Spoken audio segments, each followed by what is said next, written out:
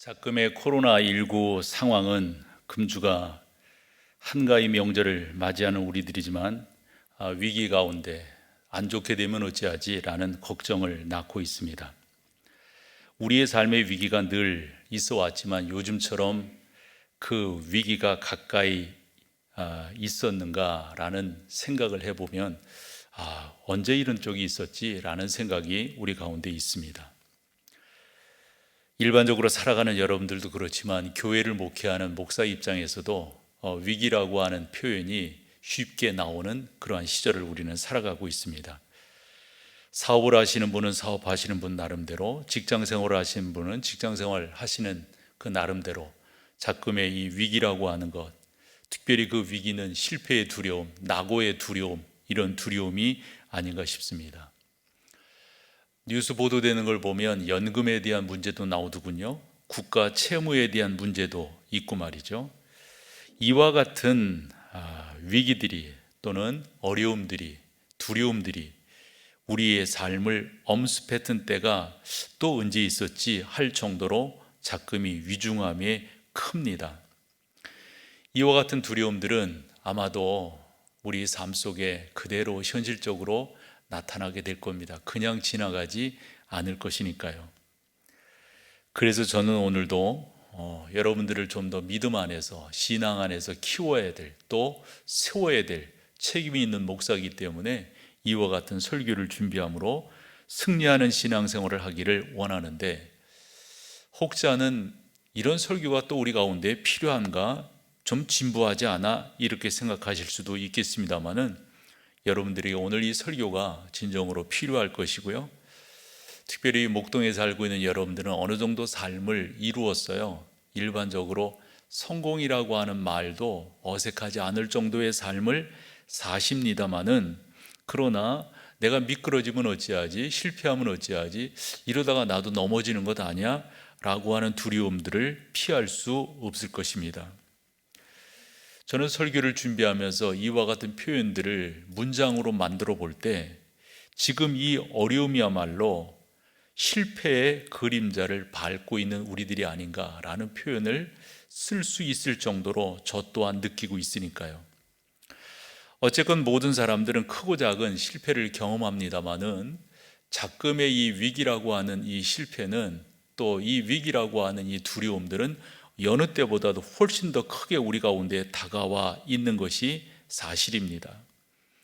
그런데 중요한 것은 신앙생활을 하는 우리에게 있어서 이 실패, 두려움, 위기, 너무 이런 것들이 나의 삶을 누르고 위축시키다 보면 전능하신 하나님의 인도하심을 깨닫지 못하고 그 하나님의 선하신 인도함을 제한하며 살아가는 결과를 낳게 되기 때문에 그런 여러분들을 좀 더 권면하고 위로할 목적으로 설교를 하게 되는 것입니다.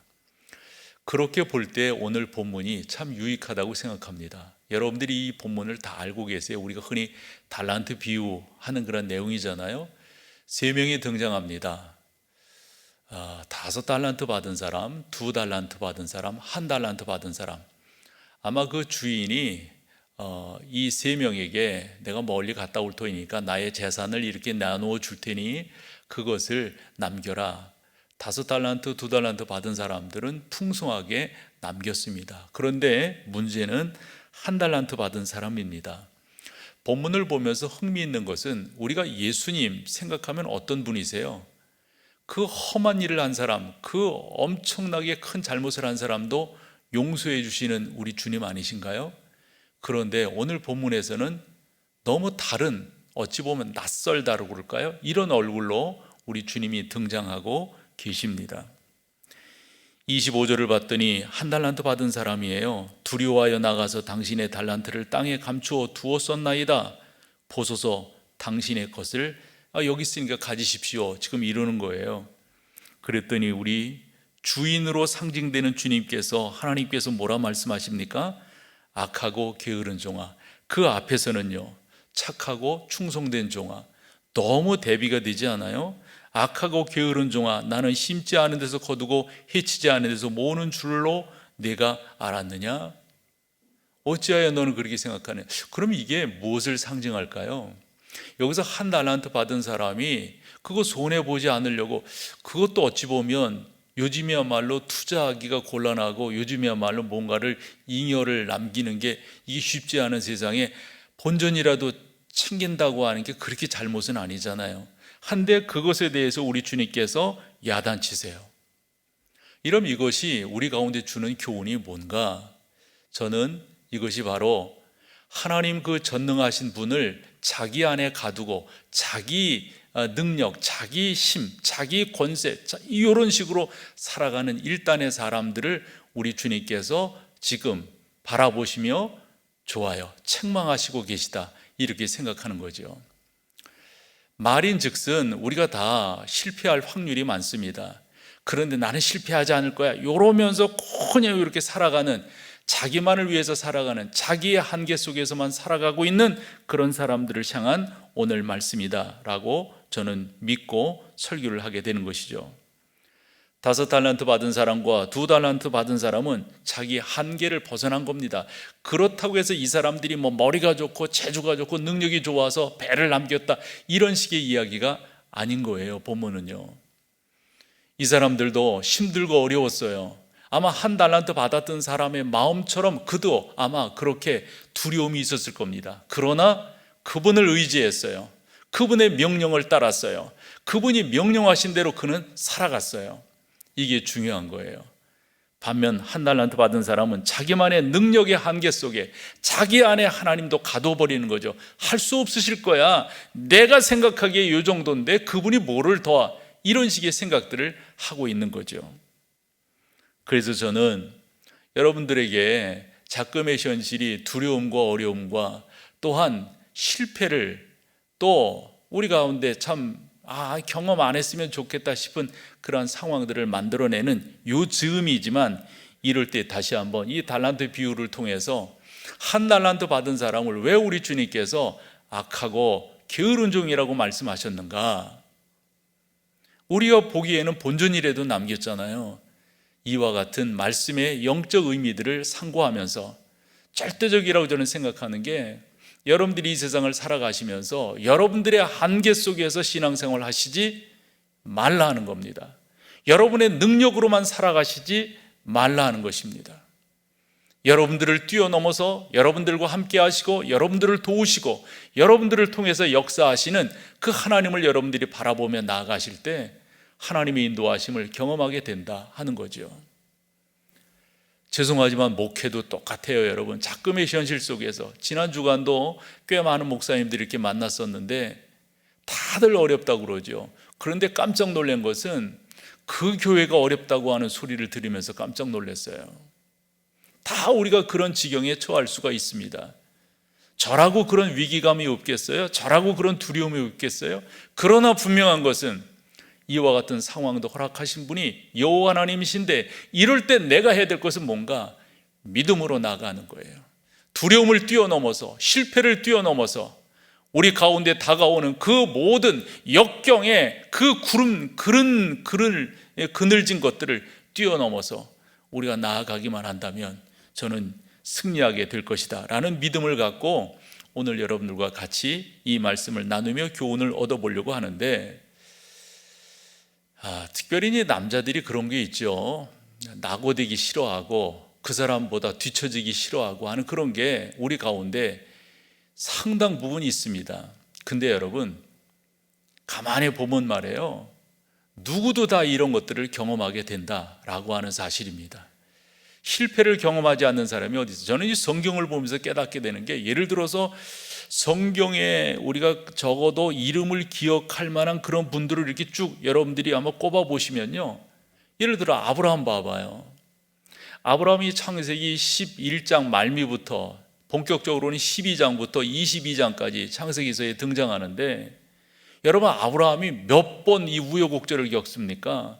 그가 등장하는 12장부터 애굽은 왜 내려간 거예요? 그러면서 그 하갈 사건, 이스마엘 뭐 이런 여러 가지, 그리고 믿지 못하겠다고 계속해서 하는 이 아브라함을 우리가 볼 수 있지 않나요? 여러분, 야곱은 어때요? 요셉은요? 우리가 그렇게 귀하게 여기는 다윗은 어때요?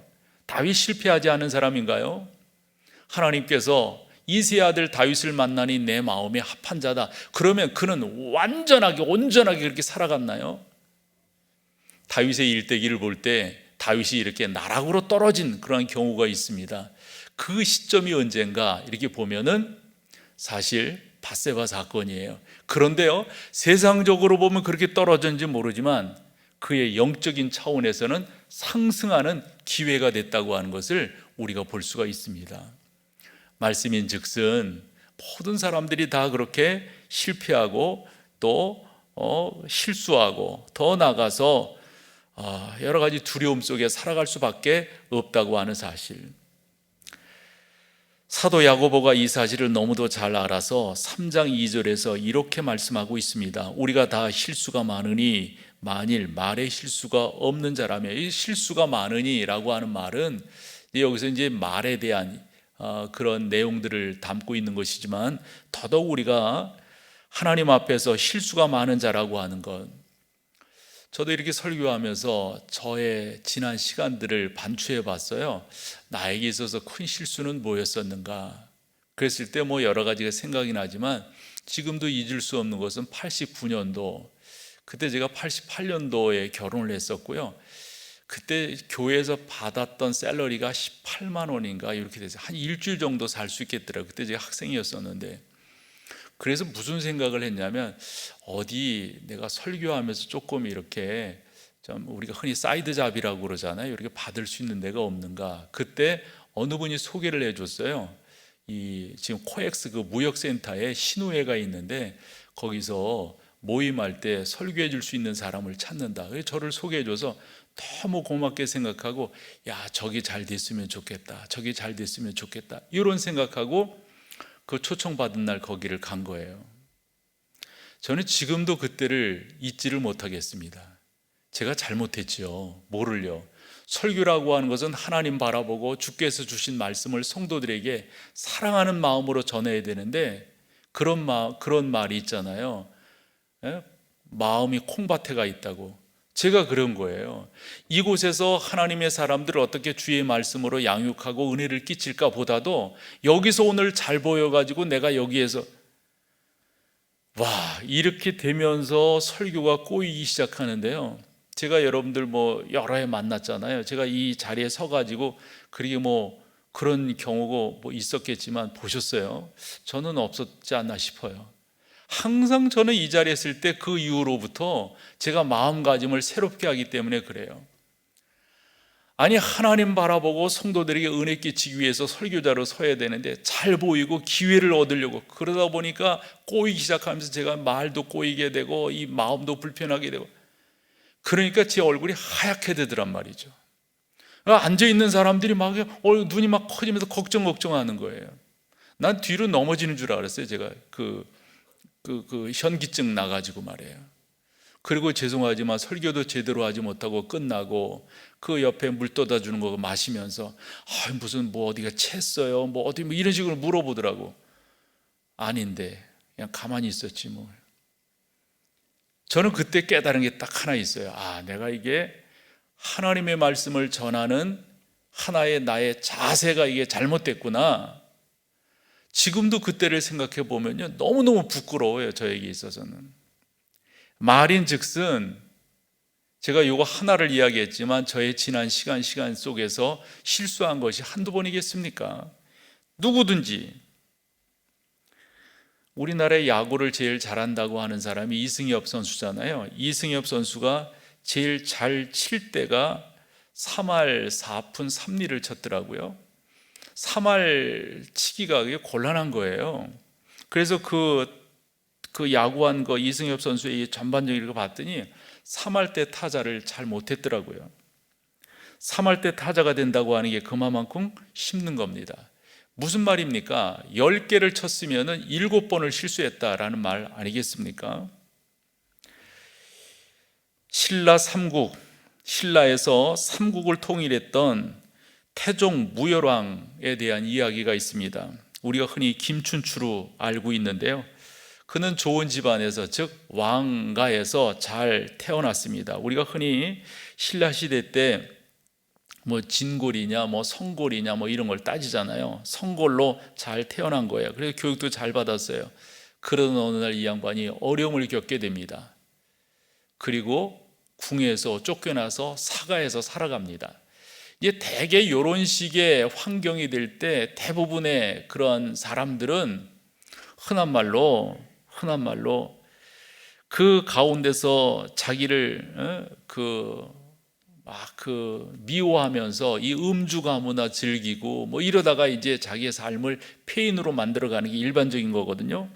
근데 김춘추는 그렇게 하지 않았습니다. 그 어려운 환경에서 자기 자신을 다시 한번 세워나갈 수 있는 기회를 삼았고, 그 가운데서 김유신이라고 하는 훌륭한 정말 자기의 좋은 동지를 만나게 되고, 그 가운데서 화랑도들을 만나게 되는 거예요. 그러면서 백성들의 삶이 어떠한가 하는 것들을 잘 살필 수 있는 기회를 삼아서 그가 삼국을 통일하는데, 특별히 이 무열왕 같은 경우는 이제 고구려랑도 그렇고 백자랑도 그렇고 당나라랑도 그렇고 외교를 잘한 왕으로 알려져 있잖아요. 그렇게 살면서 그러한 나름대로의 자기를 개발할 수 있었다 하는 그런 이야기입니다. 누구든지 다 실패를 할 수가 있습니다. 좌절할 수가 있어요. 두려움에 처할 수가 있습니다. 한데 그것을 어떻게 이겨내느냐? 또한 대표적인 사람이 모세가 아닌가 싶어요. 이 모세는 120년 살면서 40년 이렇게 말하잖아요. 40년 왕궁에서 40년 미디안 광야에서, 그리고 40년은 출애굽해서 이스라엘을 이끌어내는. 그런데 중요한 것은 왕궁에서 40년을 살다가 모세가 사실은 낙오하는 거예요. 일반적으로 본다면.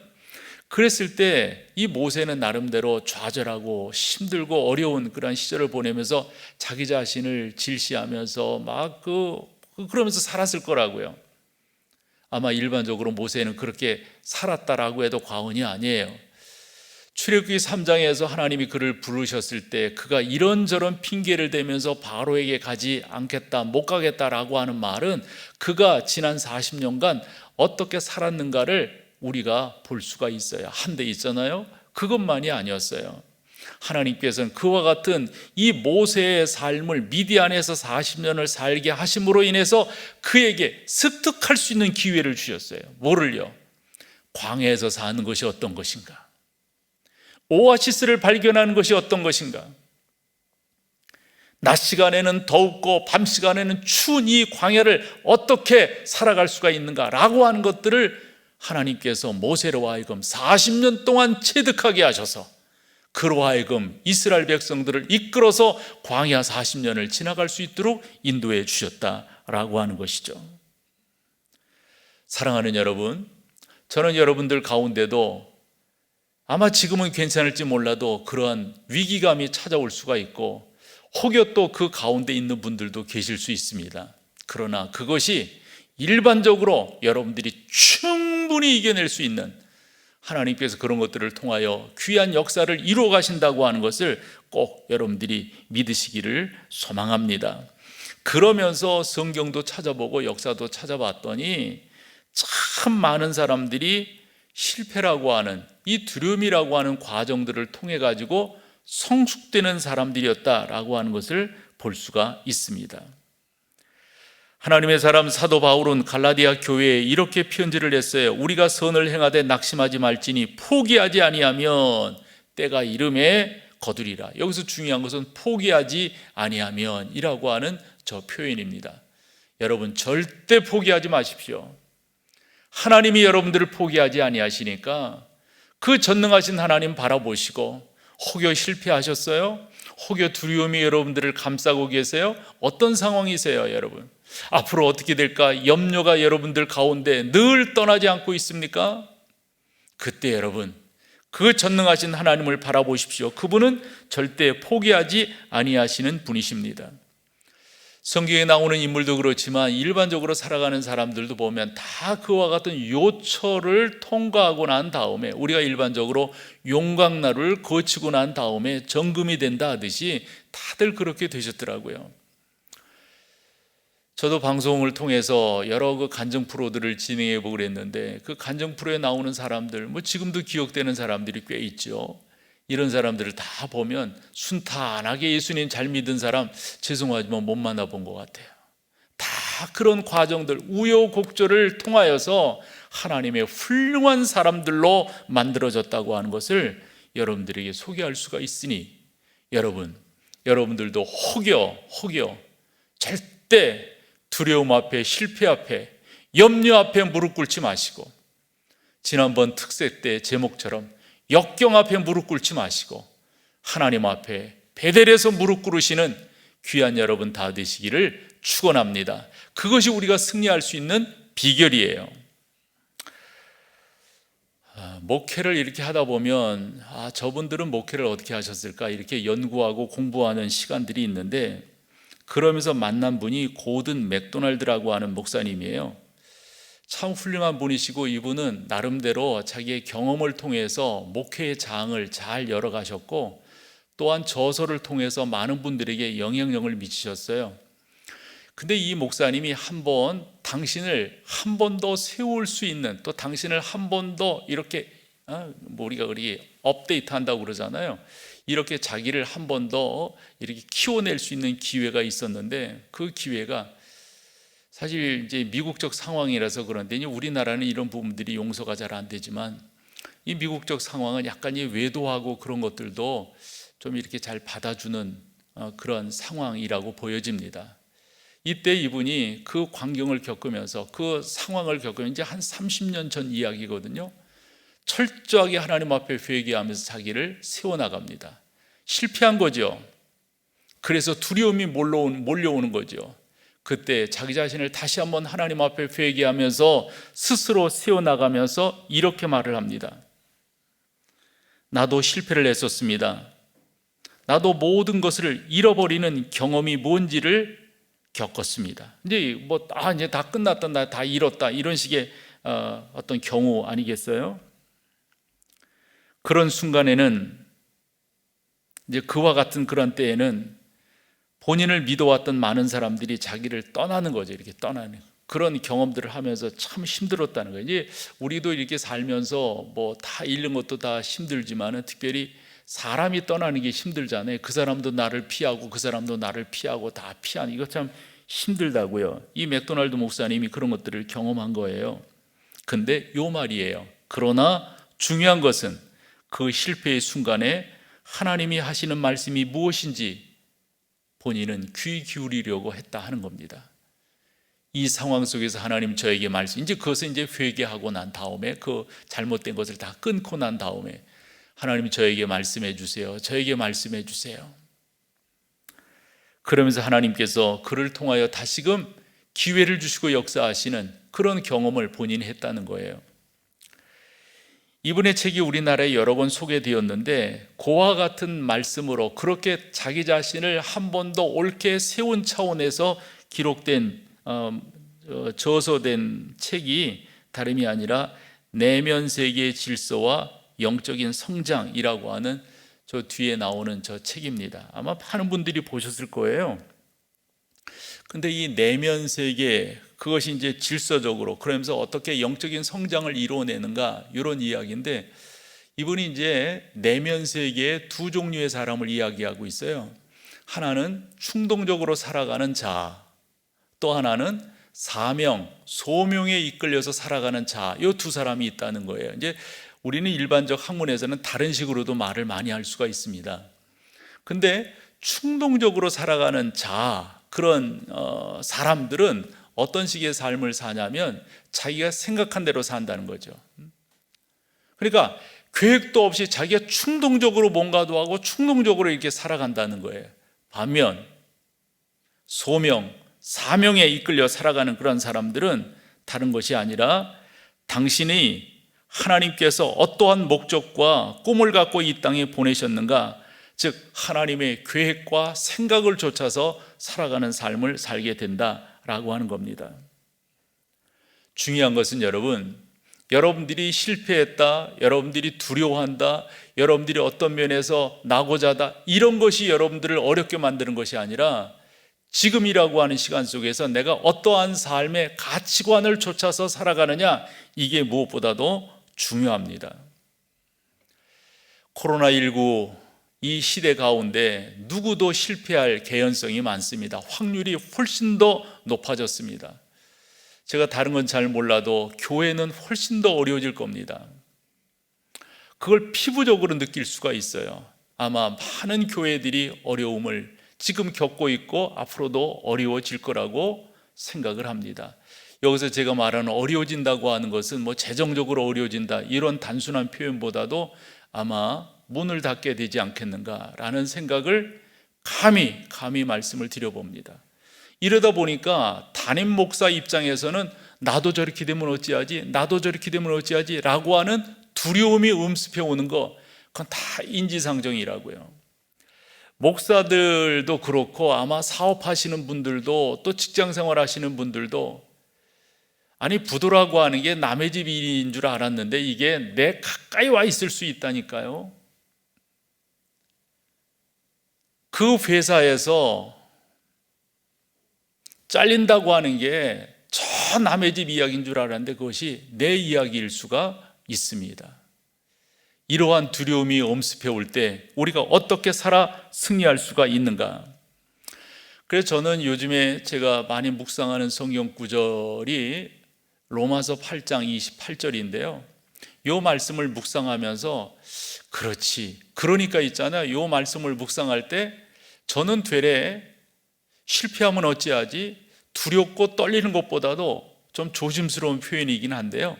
기대감이 돼요. 하나님께서 이 과정을 지나고 나면 어떠한 은혜와 어떠한 역사를 베풀어 주실까? 잘 견뎌보자. 우리가 알거니와 하나님을 사랑하는 자 곧 그 뜻대로 부르심을 입은 자들에게는 뭐지요?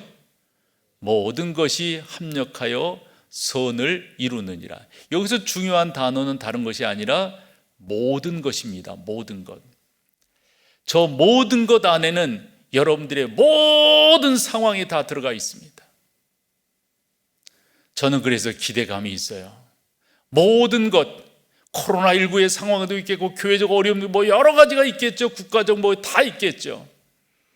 그러나 우리가 전능하신 하나님을 올바로 똑바로 바라보고 흔들리지 아니하고 뚜벅뚜벅 걸어갈 때 우리 하나님께서 어떻게 역사하실까? 그런 기대감이 있다는 거예요. 저는 우리 사랑하는 성도 여러분들에게도 이와 같은 믿음으로 같이 나가기를 소망해요. 절대로 여러분 좌절하지 마시고, 절대로 흔들리지 마시고, 절대로 두려움에 밥이 되지 마시고. 실패할 수 있어요. 여러분들도 낙오될 수 있어요. 그러나 그것을 한 번도 뒤밟고 주님의 은혜를 소망하며 나가신다면, 이런 말이 있더군요. 실패는 성공의 어머니라고. 여러분 한 번도 여러분들을 온전히 붙들어주는 그 하나님 경험하시며 나아가시는 귀한 여러분 다 되시기를 축원합니다. 이런 과정들을 통해서 예를 들어서 목사라고 하는 것은 이제 교회를 부교육자 때는 이렇게 몇 번 옮기잖아요. 저도 몇 번 교회를 옮기는데 먼저 있었던 교회에서 옮길 때 자세가 있어요. 그때는 뭐 어릴 때고 그러지만 나에게 왜 이런 면이 있었지? 왜 이런 면이 있어? 이런 거 있잖아요. 그럴 때 옮겨갈 때 그런 것들을 고쳐보는 거예요. 또 고쳐보는 거예요. 또 고쳐보는 거예요. 목회를 하면서도 성도 여러분들과 만남 속에서 이러이러한 부분들이 있잖아요. 그럴 때 또 고쳐보는 거예요. 또 고쳐보는 거예요. 여러분 실패라고 하는 것은 완벽한 사람이 어디 있겠어요. 나를 훨씬 더 나답게 만들어준다라고 하는 사실입니다. 내가 실패하지 않았으면 그것이 나에게 있었는지 잘 몰라요. 은사를 더 발견하게 됩니다. 나다니엘 호돈이라고 하는 사람, 미국의 대표적인 그런 작가거든요. 이분이 처음부터 작가는 아니었었어요. 그냥 이런 마켓에서 일을 하는 그런 사람이었는데 그 마켓이 어렵게 됐는지 이분이 거기에서 실직을 하게 됩니다. 아주 실망한 나머지 집에 와서 아내에게 그 말을 하는 거지. 여차해서 내가 실직을 하게 됐다고. 그때 참 아내가 현숙했던 것 같아요. 그 실직해서 어깨가 축 늘어진 남편에게 이리 말하는 거예요. 여보, 당신이 평소 때 글을 쓰고 싶어 했는데 이번 기회에 글을 쓰면 어떻겠냐고. 그러면서 펜과 종이를 준비해주고 내가 당신을 응원하겠다고, 내가 당신을 지원하겠다고. 그때 호돈이 펜을 잡고 글을 쓰기 시작해서 그 유명한 주홍글씨라고 하는 작품을 생산해내게 되는 겁니다. 만약 그가 계속 회사 잘 다니고 그랬다면 아마 이 작품은 나오지 않았을 거예요. 사랑하는 여러분, 저도 그런 것들을 많이 경험하지만 아마 여러분들도 많이 경험하시리라 생각이 들어요. 꼭 주님 의지하셔야 됩니다. 꼭 주님 붙드셔야 됩니다. 그분 붙들고 그분 의지하고 나가면 결코 여러분 실패하지 않아요. 저는 이제 목사니까 뭐 되게 아는 게 이제 목회적인 그런 이야기잖아요. 여러분들의 삶도 그렇게 한번 대비해서 들어보십시오. 제가 많은 목사님들을 그래도 이렇게 아는데 보면은 있잖아요. 처음부터 흔한 말로 호의호식하면서 그 자리에 간 목사님, 죄송하지만 뭔가 하시는 분 치고 말해요. 한 분도 없으세요. 한 분도. 그래 다 그런 과정들을 통해 가지고 그 자리에 가지. 오죽하겠어요, 여러분. 우리 하나님께서 어련히 잘 알고 그러시겠어요. 그러므로 여러분 가운데 그런 일이 혹이 온다 할지라도, 그런 두려움이 여러분 가운데 엄습한다 할지라도, 나의 사업과 나의 직장과 나의 삶의 그 어두운 그림자가 내 가까이 있어서 어떤 때 내가 그 그림자를 밟고 있을 때가 있다니까요. 그런다 할지라도 절대적으로 여러분 실망하시지 말고 더 주님 의지하고, 그러면서 여러분 자꾸 주님 바라보는 게 중요해요. 자꾸 옆에 바라보고 누구 바라보고 이러면 더 힘들어진다고요. 목사인 저가 특별히 그렇습니다. 뭐 옆에 교회들 바라보고 이러면 더 힘들어져요. 더 힘들어져. 그러면 염려만 더 쌓이게 되고요. 주님 딱 바라보고 나가는 거예요. 그 주님만 의지하고 나가는 거예요. 사도 바울이 갈라디아 교회에 편지를 할 때 그 6장 4절에서 의미 있는 말씀을 하나 하세요. 각기 자기 일을 살피라. 그리하면 자랑할 것이 자기에게는 있어도 남에게는 있지. 근데 조금 이 문장이 어색해요. 자기를 살피면 자랑할 것이 자기에게는 있는데 남에게는, 이게 무슨 말이에요? 무슨 말이에요? 그래서 우리가 언제나 성경을 읽을 때 이 저자가 독자인 우리에게 무슨 말씀을 하려고 하는가, 그 주어를 놓치지 않는 게 중요하다고요. 그러면서 잘 안 풀릴 때 여러분들이 성경을 공부하실 때 똑같은데요, 우리가 흔히 그런 표현하죠. 키워드가 뭔가 이렇게 보면서, 그래서 요 4절에 있어서 키워드는 다른 것이 아니라 살피라라고 하는 저 단어입니다. 도키마조라고 하는 단어가 이제 헬라어로 쓰였는데, 저 단어가 무슨 의미를 담고 있냐면 용광로와 같은 거예요. 그러니까 각기 자기의 일을 살피라. 그런 말은 나를 내가 잘 들여다보는 거예요. 그래서 내가 누구인가, 나는 어떤 사람인가, 나는 무엇을 하는 사람인가, 이렇게 자기 자신을 잘 살펴서, 그러면 뭐죠? 흔한 말로 세상 사람들이, 옆에 사람들이 자랑하고 뭐 이렇게 되어지지 않는다는 거예요. 혹여 그런 것이 있다고 한다면 자기 자신에게, 그렇지 나는 하나님의 사람이지, 그렇지 나는 주께서 인도하는 사람이지, 이렇게 깨달아가게 된다는 거예요. 그런데 각각 자기의 일을 살피라. 그리하면, 근데 요 말이 지금 4절을 보고 있는 건데 앞에 1절에서 한 번 더 이야기를 합니다. 1절을 한번 보여줘 볼래요? 1절에 보면 형제들아, 사람이 만일 무슨 범죄한 일이 드러나거든 신령한 너희는 온유한 심령으로 그러한 자를 바라보고, 그 다음에 뭐죠? 너 자신을 뭐 하라고요? 살피는 거예요. 살피는 거예요. 저는 여러분 너무 중요하다고 생각합니다. 신앙생활하고 목회하는 목사에게만 이런 것이 중요한 것이 아니라 여러분들에게도 똑같아요. 무슨 말씀을 드리려고 하냐면요, 하나님께서 여러분들을 여러분만의 너무도 독특하고 존귀한 존재로 여러분들을 세우신 거예요. 그래서 여러분들이 그것을 믿는 거예요. 그래서 뭐 바라보고 그러지 말고, 여러분들은 하나님의 너무도 귀한 존재로 선택함을 입었고 세우심을 입었으니까 그 가운데서 담대하게 나가시고, 그러면 여러분 절대 실패와 두려움과 이 여러 가지 역경의 그 그늘진 곳에서 여러분들이 이겨 승리할 수가 있어요. 그럼 마지막으로 한 말씀 더 드린다면, 저는 이것도 참 중요하다고 보는데, 사도 바울이 한 번은 그 빌립보 교회에 나는 이것도 할 수 있고 나는 이것도 할 수 있고 나는 부에도 나는 빈에도 나는 배고픔과 배부름에도 나는 다 일체의 비결을 배웠다. 나는 다 할 줄 안다. 속되게 자기 자랑하는 거예요 지금. 그런데 바울이 요 말씀을 해주세요. 요 말씀이 없다면 그 앞에 말이 다 자기 자랑이 될 거라고요. 근데 바울이 빌립보서 4장 13절에서 그렇게 할 수 있는 비결을 이야기합니다. 그게 뭡니까? 내게 능력 주시는 그분 안에서 내가 할 수 있다. 여러분 꼭 믿으세요. 저도 요거 말씀 믿고 저도 주님의 교회를 잘 세워갈 터이니까 여러분도 요 말씀을 딱 믿으세요. 요 말씀을 딱 믿고 여러분들의 삶을 잘 이끌어 가세요. 그러셔서 딱 서서 흔들리지 말고 하나님께서 나에게 주신 귀한 은혜들을 바라보면서 여러 가지 정황적으로 상황적으로 안 좋은 지표들도 많고 다 그러지만 이런 것에 움직이지 말고 전능하신 하나님께서 모든 것을 통하여 선을 이루신다 하셨으니 우리 하나님 저에게 어떻게 선을 이루실 것인가 저 기대할게요. 하나님 저 하나님 믿어요. 바라볼게요. 제가 많이 비유로 듣는 것 중에 하나가 손잡이 비유예요. 그러면서 무슨 말씀을 드리냐면 아니 손잡이 딱 잡으면 흔들리지 않고 잘 쓸 수 있는데 제가 저 생각을 하게 됐던 게 저 전철 손잡이잖아요. 학교 다니고 그럴 때 이제 뭐 젊으니까 그러겠지만 이게 저런 거 손잡이 안 잡고 이렇게 서본다고요. 그러면 기차가 움직이면 이렇게 하면서 중심 잡아보는 거 이런 것도 재밌잖아요. 그런데 얼마 전에 해보니까 그냥 안 되더란 말이죠. 그러면 왜 흔들리면서 이러겠어요? 손잡이 딱 잡으면 되잖아요.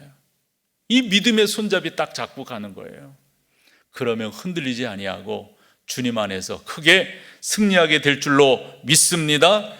내게 능력 주시는 자 안에서 내가 모든 것을 할 수 있느니라. 이 믿음으로 힘있게 일어나서 작금의 상황에서 승리하며 나가시는 귀한 여러분 다 되시기를 축원합니다. 자리 일어나셔서 우리 마지막 찬양하고 헤어지도록 하겠는데 우리 가정에서 예배하시는 분들도 우리 찬양 같이 해주세요.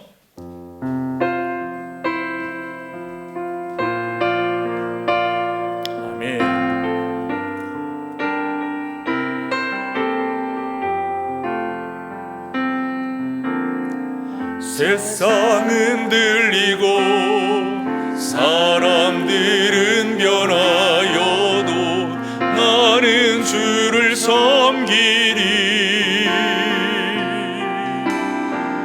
주님의 사랑은 영원히 변하지 않네. 나는 주를 신뢰해.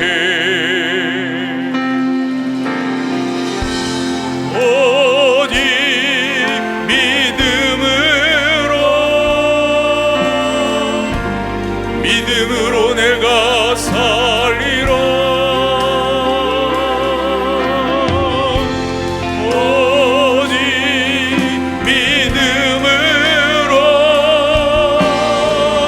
믿음으로 내가 살리라. 믿음 흔들리고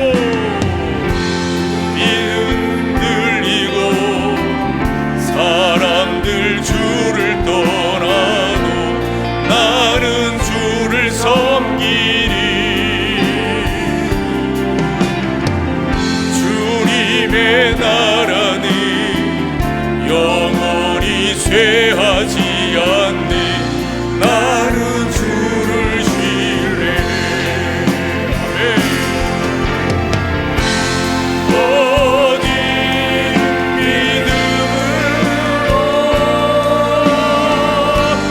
믿음으로 내가